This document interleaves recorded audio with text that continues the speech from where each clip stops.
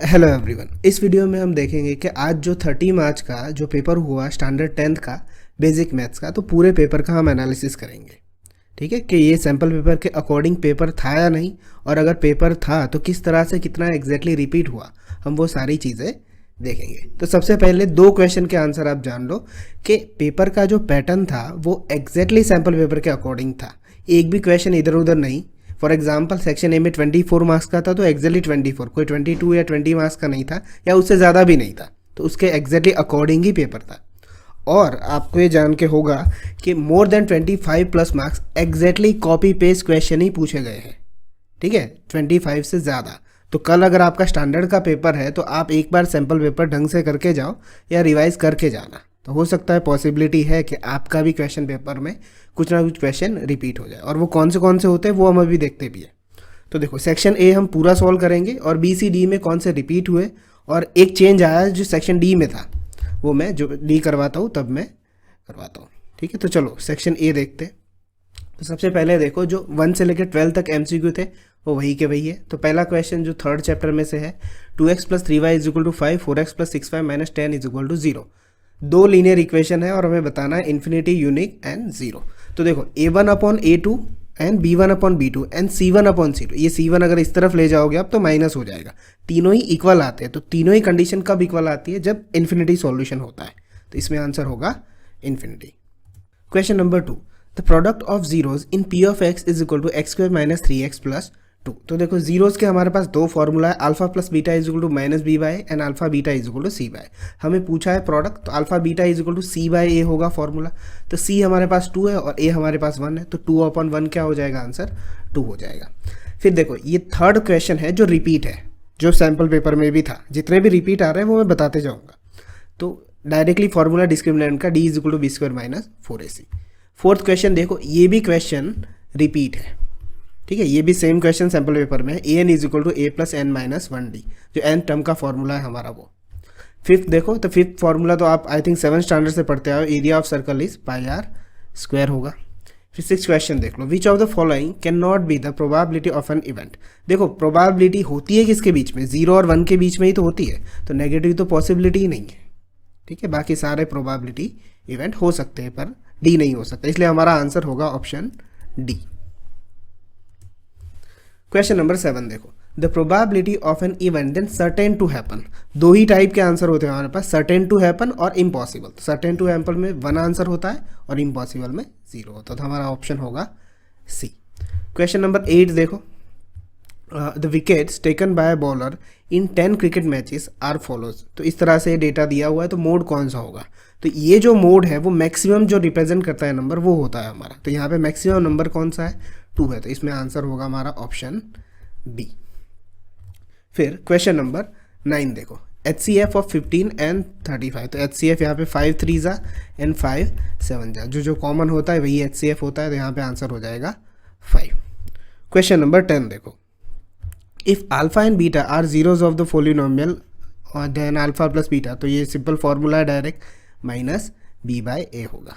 अब देखो, ये जो 8 वाला क्वेश्चन है जो मैंने गाला के सैम्पल पेपर्स करवाए थे उसमें ऐसे क्वेश्चन बहुत सारे थे। ठीक है, तो ये वहाँ से भी था। आगे देखो 11th, ये भी रिपीट क्वेश्चन है सैम्पल पेपर में से, distance of p of xy from the origin. सीधा फॉर्मूला है, सैम्पल पेपर में सिर्फ ये a b करके दिया हुआ था, तो इसका आंसर होगा √x² + y²। क्वेश्चन नंबर 12 देखो, if the perimeter and area of circle are numerically equal then the radius of circle will be. तो पेरीमीटर ऑफ सर्कल क्या होता है, 2πr होता है, then area of circle is πr²।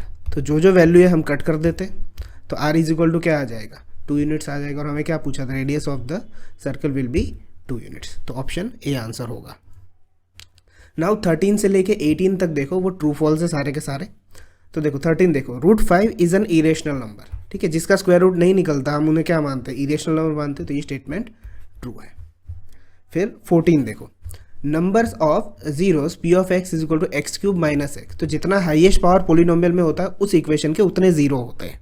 ठीक है, तो यहाँ पे हाईएस्ट पावर 3 है और यहाँ पे भी 3 है, तो ये ट्रू हो जाएगा। 15 देखो, अब 15 क्वेश्चन भी रिपीट है। ठीक है, एग्जैक्टली रिपीट नहीं है, बुक में जो सैम्पल पेपर में जो दिया था वो 2 की जगह सिर्फ 7 दिया था। ठीक है, तो हम इसे रिपीट ही मानेंगे, सेम ही हो गया। Is an arithmetic progression. Arithmetic progression कब होता है? जब उनका डिफरेंस जीरो होता है। To minus A2 minus A1, A3 minus A2 वो कांस्टेंट होता है। तो 2 माइनस 2 जीरो होगा, यहाँ 2 माइनस 2 जीरो है यहाँ पे, तो वो कांस्टेंट डिफरेंस है। ठीक है, तो ये भी स्टेटमेंट क्या है? ट्रू है। फिर 16 देखो, the value of sine 60 is 1/2। तो ये स्टेटमेंट फॉल्स है, इसकी वैल्यू होती है √3/2। 17 देखो, इसके ऊपर से भी बहुत सारे क्वेश्चन थे। z is equal to 2m minus 3x/, जो हमने प्रैक्टिस की थी उनकी बात कर रहा हूँ। z is equal to 2m minus 3x/। तो इसको याद करने का एक तरीका मैंने बताया था, जस्ट 3 2 1 ऐसे ही लिख लो और 2 और 1 के बीच में प्लस कर दो, और फिर यहाँ पे 3 और 2 के बीच में इक्वल टू, और फिर हम ABCD के हिसाब से हमारे पास यहाँ पे तीन ही टर्म है, m, z और x। तो सबसे पहले कौन सा आता है? m आता है। तो 3 के बाजू में m, फिर 2 के साइड पे z और उसके बाद x। तो फॉर्मूला हमारा बनता है 3m is equal to 2z plus 1x। तो यहाँ m के साइड पे ही 3 नहीं है। ठीक है, तो ये स्टेटमेंट क्या हो जाएगा? फॉल्स हो जाएगा। फिर 18 देखो, तो देखो 18 यहाँ पे ट्रू फॉल्स में है, पर सैम्पल पेपर में यही क्वेश्चन MCQ में दिया है, तो ये क्वेश्चन भी रिपीट है। P of E plus P of E बार क्या होता है? 1 होता है। यहाँ पे -1 दिया, तो स्टेटमेंट क्या हो जाएगी? फॉल्स हो जाएगी। 19 से लेकर 24 देखो, जो FIBs है। y is equal to P of x, the number of zeros of P of x are given. और ये तीन ऑप्शन है हमारे पास। तो देखो y is equal to P of x है, तो हमें x एक्सिस पे देखना है ये ग्राफ कहाँ कहाँ कितनी बार टच होता है। तो ये 3 टाइम्स हो रहा है, तो हमारा आंसर होगा 3। फिर 20 देखो, ये आइडेंटिटी है, sine square plus cos square is equal to क्या आता है? 1 आता है। 21 देखो, the tangent of a circle touches at how many point, means 1 2 और 3। जो टेंजेंट होता है वो सर्कल पे ओनली 1 पॉइंट पे टच करता है। क्वेश्चन नंबर 22 देखो, 2, k and 26 are 3 consecutive terms of an AP, देन k is equal to what? अब देखो कंसेक्यूटिव टर्म होता है तो उनका डिफरेंस सेम होता है, जैसा कि अभी आगे हमने वो 2 2 वाले क्वेश्चन में देखा। तो यहाँ पे क्या होगा? k minus 2 is equal to 26 minus k होगा। तो k जो अननोन वेरिएबल है उसको एक तरफ ले जाते तो 2k हो जाएगा, 26 प्लस 2 28 हो जाएगा। तो k इज इक्वल टू क्या हो जाएगा? 14। तो यहाँ पे आंसर होगा 14। 23 देखो, the formula of volume of 5 rupees coin. तो ये क्या होगा? πr²h होगा, वो सिलेंडर का होता है कि एक ही कॉइन पे अगर हम कॉइन रखते जाए तो ये किस तरह की फिगर आएगी? सिलेंडर की फिगर बनती है, इसलिए ये क्या होगा? πr²h। 24 देखो, if sigma fi xi is 245, sigma fi is equal to 100, then mean x bar is equal to what? तो ये यही फॉर्मूला है, x bar is equal to sigma fi xi, और सिग्मा fi को हम n मानते हैं। तो 245 डिवाइडेड बाय जो सिग्मा fi उसको हम n कहते हैं, तो 100, तो 245 अपन 100 क्या हो जाएगा? 2.45। जिसको फॉर्मूला आता है उसको इतना भी करने की ज़रूरत नहीं थी, वो डायरेक्ट आंसर था। तो यहाँ पे आंसर हो जाएगा 2.45। तो यहाँ पे सेक्शन A फिनिश होता है, जो 24 मार्क्स का था। अब देखो, ये पूरा BCD तो नहीं सॉल्व करेंगे, पर इसमें डिटेल से देख लेंगे कि कौन सी चीज़ें रिपीट हुई है जस्ट। तो देखो सेक्शन B में बहुत सारे क्वेश्चन रिपीट हुए। देखो 10 क्वेश्चन अटैम्प्ट करने थे, जैसा सैम्पल पेपर में पैटर्न था वैसा ही, 25 से 38 हुए कि A दिया हुआ है, D दिया हुआ और AN दिया और N हमें फाइंड करना है। तो सिंपल फार्मूला है AN is equal to A plus N minus 1D, put करो और वैल्यू निकाल दो। फिर देखो 26 देखो, find sum of 2 7 12 to 10 terms. तो A है आपके पास, D है और आपको लास्ट टर्म भी दिया हुआ है। ठीक है, तो उसका SN का फॉर्मूला लगा के भी आप कर सकते हो। फिर ये 27 वाला क्वेश्चन देखो, ये एग्जैक्ट क्वेश्चन रिपीट है। ठीक है, ये यही सेम क्वेश्चन सैम्पल पेपर में करवाया हुआ है, तो ये रिपीट क्वेश्चन है। ओके, फिर 28 area of surface area and volume में से दिया हुआ है। फिर 29, ये जो 29 क्वेश्चन है वो भी रिपीट है। ओके, जो 2 क्यूब्स है वो 64 सेंटीमीटर क्यूब को ज्वाइन करने वाला क्वेश्चन है, ये भी रिपीट है। और उसके बाद एक प्रोबेबिलिटी में से है, और उसके बाद ये रिपीट जैसा ही है ये क्वेश्चन। सैम्पल पेपर में यहाँ पे 4 था और यहाँ पे 1 था, यहाँ पे नंबर चेंज करके दे दिए बस। फिर 32 में जो 32x² प्लस 7x प्लस 10 दिया हुआ है, find the zeros of quadratic polynomial. ये क्वेश्चन भी सेम टू सेम रिपीट है एग्जैक्ट नंबर के साथ। ओके, आगे देखो 33 देखो, find roots of 2x² minus x plus 1/8 by factorisation method. अगर 8 को आप यहाँ पे ले लो, फिर फैक्टराइज कर लो, 16x² माइनस 8x प्लस 1, सामने तो 0 है, फिर इसको फैक्टराइज कर लो। फिर 34 देखो, sine A is equal to 3/4 है, तो find cos A and tan A। तो आपको राइट एंगल ट्राइंगल में ये बनाना था और उसके बाद आपको cos A और tan A फाइंड करना था।